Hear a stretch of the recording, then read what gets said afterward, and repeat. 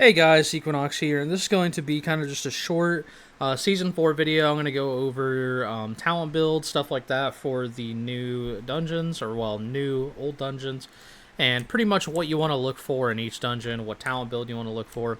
So this is going to be basically the standard build you run in most dungeons.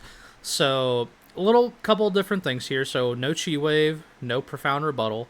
So the reason for this is this doesn't really affect too much. It just affects spell harm, critical healing, not too bad. Nothing too important there. Chi Wave obviously not really important. And trade we're gonna go for bounce back. Now bounce back, again, not really strong, but it is something. It's an extra DR. It has about an 11% uptime throughout a key. Not too shabby. Nothing great. Nothing horrible, but still pretty good. And we're gonna get generous pour. Now this isn't important in every key, so you could switch out for the healing. Generous Pour you want in Ruby Life Pools, Azure Vault, Algathar Academy. Halls, it's pretty good. You definitely want it for Last Boss and Gulping Goliath. Yeah, it's pretty much good for all three of these, except Kajin. I don't think it affects Kajin at all. If anything, you'd want the healing increase on Kajin, and you could trade Bounce Back out for Close to Heart, but actually you can't because this is Link. So yeah, you're pretty much going to be running with this forever. And I think the only dungeon where it's not super effective is Azure Vault. It's like okay. It's like decent on Laymore. Doesn't really make a difference too much on Azure Blade, and Taylash, same thing. Taylash is pretty good because you're always stacked up for Absolute Zero and Umbral Skull, and not really because people aren't usually within 10 yards of you just because of how you tank that fight. So it's okay. It's good. It's really good in most dungeons, but not like super great in Azure Vaults. But yeah, this is mostly the build we're going to be running. Dampen we will run in a couple dungeons, so the most important dungeon you want to run it in is Azure Vault for first boss and the last boss. So these two are super important. So the change they made to the first boss, Laymore, is that the erupting fissure, the frontal that breaks the trees, you can no longer walk out of this. This is this follows the tank, so you have to deal with the infusion strike damage and the erupting fissure damage. So it's a lot of extra damage, so you're gonna want in that key. Another key Dampen's pretty good in is Ruby Life Pools. You can use it on literally every single one of these bosses. Super strong, really good against the first area of trash since it's a lot of casters. Pretty strong there. I also would take it in Neltharis. So the reason you take it in Neltharis is they reworked Chargath. So his ability, Fiery Focus, now only does tank damage, and it does a lot of tank damage. Super high tank damage. Highly recommend Dampen in this dungeon. Yeah, absolutely, you want it, and it's really good against Blazing Slash later on the trash. Azure Vault, like I said, Algathar, you don't really need it. It's kind of nice on Veximus. You don't really need it too much on Kroth. It's pretty weak on Kroth since most of the damage is dot damage, and Dampen doesn't do much against dot damage. So, decent on Veximus, but not really needed. Nokud, same thing, don't really need it. There's really not much tank damage. It's nice for the last boss specifically, but not required. I would maybe swap out after Tira and Maruk and then go Dampen if you really want it. Oldemon, you don't need it at all. You can rotate defensives and Celestial Brew and defensive Trinket for every single breath on this boss, so not super needed. But yeah, Ruby Life Pools, Azure Vault, and Neltharis is where I would take it. Halls, again, you don't really need it. Not a lot of tank damage. It is nice on Primal Tsunami, but the way the Primal Tsunami works is you usually do about 2 Squall Buffets, then you do the intermission, then you do 2 more, and you'll have defenses up for every single one that way. So yeah, Dampen in those dungeons. Diffuse I would take in almost every dungeon. You could probably not take Diffuse in... No, you have to take it in Nokud for last boss. Yeah, I'd probably just take it in every dungeon. There's pretty much no reason you wouldn't want it. Maybe Brackenhide you wouldn't take it. Yeah, you don't really need it in Brackenhide. You could get away with taking Yulons in this key. But every other key I would Diffuse. Dispel, I think you only need in Brackenhide and Algathar. I'm pretty sure it's just Brackenhide and Algathar you need to spell in. So you could move this point into like Eye the Tiger or Hasty Provocation. So Hasty Provocation's actually really good on a couple of fights. Number 1 is Tira Maruk. Sorry about the train in the background there. So Tira Maruk, you want to Speed Taunt Maruk after every Fear plus Spirit Leap. Pretty good in there. I used it a lot in Season 1. Big fan of Speed Taunt there. Azure Vault is really nice on the last boss. Big fan of it on the last boss. Good on the first boss as well for moving him. Ruby Life Pools, don't really need it, so I wouldn't bother with it. Brackenhide, you take the spell, so it doesn't matter. Halls, it's kind of nice for Gulping Goliath, actually, and Kajin, but otherwise not really good. It's actually pretty good on the first bosses. Yeah, I'd probably take Speed Taunt here. But you actually want the spell for... You can take it for the frogs if you have issues with them, but if you do the fight properly, you don't really ever need to spell. It's just a little bit extra damage that goes out. Neltharis, it's pretty good on Magma Tusk. I'm actually a big fan of it on Magma Tusk. And Warlord Sarga, it's okay. Not great, but it's okay. So I would probably take it in a few dungeons.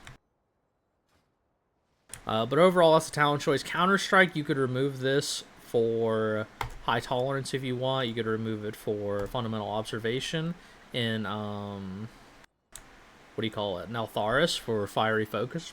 Decent in there, not too bad. And you could remove Counter-Strike for Chi Surge if you want a little bit more single target, a little bit more Weapons of Order often. I don't recommend Chi Surge, but it's okay. So yeah, that's basically the talent build setup. Now, I kind of want to go over trinkets just a little bit. So they posted some tuning passes on the trinkets. Boon got nerfed by 25%, and the overall stats on Whispering Incarnate Icon, the verse on it, got nerfed close to 50%, but not exactly. It went from like 1535 to 800 or something like that. So it's like 40-something% nerf on the stats. So Whispering Incarnate Icon, not really required anymore. It's still about 4% verse plus main stats, so it's not bad. But we're probably going to be looking at running Granith. So they reworked Granith, and it's more like a N'Zoth Psychic Shell now. So if you played BFA, N'Zoth had a tank trinket, really powerful. You pretty much used it on every single tank. It's reduced damage you take by 80% for 8 seconds until your Psychic Shell has taken X amount of damage. Granith works the same thing. On top of that, it's armor. So you get stacking armor during the shield. So the shield lasts quite a bit. It's about 2.6 mil at max eye level. Plus it scales off of crit and verse. So super valuable there. I think Granus is going to be our go-to defensive trinket.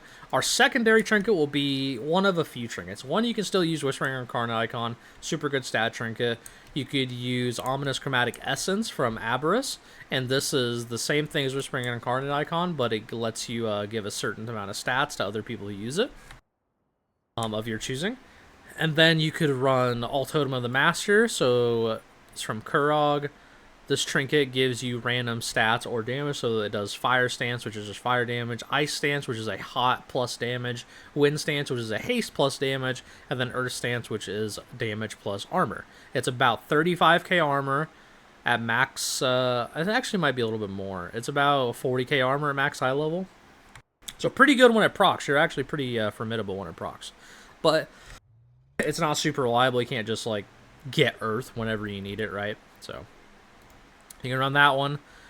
You can run... what I'm probably going to run is an Inexorable Resonator. So that's the Trinket and Oldemon. It's not reworked on live, but... actually, it is reworked on live. Yeah, there you go. So, falling below 75% health activates the defense matrix for 15 seconds, absorbing 50% of damage, while up to a maximum of X amount. So this is about a 1.6 mil shield. At max high level, maybe about 2 mil. I'd have to recheck, but I'm pretty sure it's close to 2 mil. And it does pulsing damage while the shield holds. 1.5 minute CD, so this is basically passive, it's passive tree mouths, basically. It just procs whenever. This is really solid for grouping. It makes your grouping super safe. Like, insanely safe, and Brewmaster's weakest point is grouping, so it's actually really nice.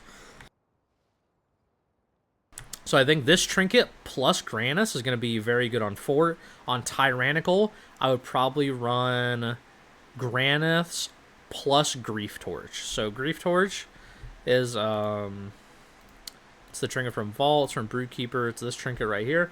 Does a crap ton of damage, full main stat, so very good for Brew. You can now cast it while moving, which is an absolutely amazing change. So fantastic change there. You can actually use it on trash pretty reliably.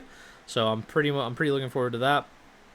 So I think this one on Tyran, super good. You can even swap out of this one. Like, you can swap into this one for certain bosses. Super good bosses for it are Shargath and Warlord Sarga for Neltaris.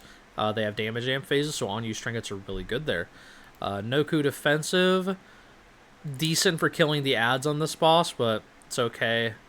Not really too good in Noku. Algathar, you can use it on the Croth damage phase. Super valuable there. Ruby life pools. It's pretty good for killing the ads on this boss. I actually like it for that. Azure Vault, super good on the last boss for killing the new crystal. Since they reworked this boss, there's a hardened crystal. This has a big shield, pulses AoE damage, so breaking it on this fight, really good. And then Brackenhide Hollow, obviously the last boss, super good on there for killing totems. And Oldemon Bromak for killing totems there, super good. So yeah, that's about it. It's not like super heavy on the totem ads here, but it's still pretty good. Just solid overall damage. It's less risky than Boon. Boon lost about 2% of your overall damage total. It was about 7.5 to 8%. Now it's about 5 to 5.5% consistently in keys.